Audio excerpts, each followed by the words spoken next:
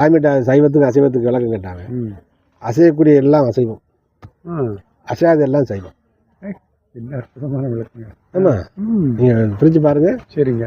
அசையக்கூடியது இங்கிருந்து நகருது, அதெல்லாம் அசைவத்தை சேர்ந்தது. எறும்பு, ஈயல், ஒட்டு, நொசு, மாடு, ஆடு எல்லாம் அசையுதில்ல. இங்கே அங்கிட்டு போகுது, இங்கிட்டு வருது. இப்போ ஒரு செடி இங்கிட்டு அங்கிட்டு போகுமா? இல்லை. ஒரு மரம் இங்கிட்டு அங்கிட்டு போகுமா? தண்ணியில் அங்கனே தான் நிற்கும். தண்ணி இருந்தாச்சு இல்லை அடிச்சு அதில் தான் கெதி. அதெல்லாம் அசைவம். சைவம். சைவம் அசைகிறது இடத்த விட்டு இடம் பெயர்றது. அசைகிறது பேர் அசைவம். அசைவம். அதே மாதிரி இந்த அசைவு இல்லை, மறைஞ்சு இப்படி இந்த அசைவு இல்லை, இடம் விட்டு இடம் அசைவு. புரியுது. இடமாட்டம் அசைவு, அந்த அசைவு அதெல்லாம் அசைவம். அசையாதெல்லாம் சைவம். இப்போ உங்களுக்கு மன நினைவு அசைதா இல்லையா? நினைவு அசைதுல அசைவத்தில் இருக்கீங்கன்னு அர்த்தம். நினைவு எனக்கு எங்கேயுமே போகாது, இப்போ சைவத்தில் இருக்கீங்க.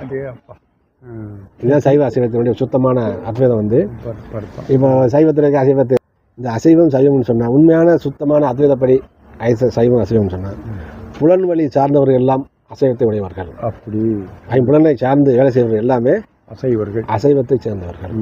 ஏன்னா சுத்தமான பேரறிவானது, பேரறிவு சொல்லிடுறோம், அதுக்கு வேறு இதானது.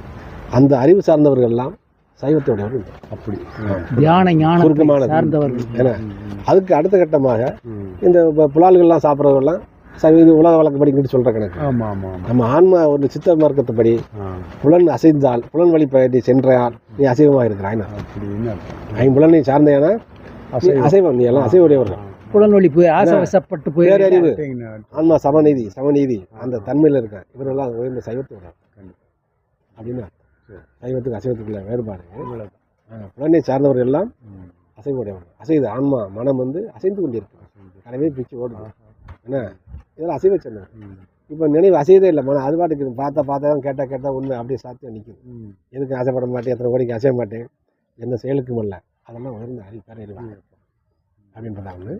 ஆனால் இந்த நம்ம உலக வழக்கப்படி இந்த கணக்கு, இந்த புலால் சாப்பிட்றது புலால் சாப்பிடாதுன்றது கணக்கு, அந்த மனமே உயர்ந்த மனமே சைவ அசைவமாக வெளியில் உள் மார்க்கத்தில் மனம்தான் சைவ அசைவம்.